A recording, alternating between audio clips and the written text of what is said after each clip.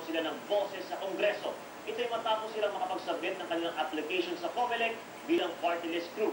May balitang meron si Dinan Arana. Umabot sa deadline ng pagparehistro ang Ako ang Kabalikan ng OFW, party list ng mga Pinoy dito sa Saudi Arabia. Ito ang unang tagumpay nila para makalahok sa halalan ng susunod na taon. Sa Oktubre pa malalaman kung papasa sa COMELEC ang kanilang aplikasyon.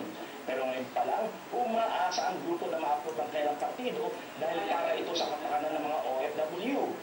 I think and I believe that this is the sound, the voice of the OFW. In fact, we should strengthen an organization to elevate the issues about the OFWs. Napapanahon na para naman tayong mga OFW dito sa Saudi ay magkaroon ng isang solid voice sa Kamara. Kampante ang grupo na kung makalusot, tiyak mananalo sa halalan ng kanilang partido. Kung magamit natin yung numbers of OFW worldwide, kasi ang kailangan natin is igniter lang eh.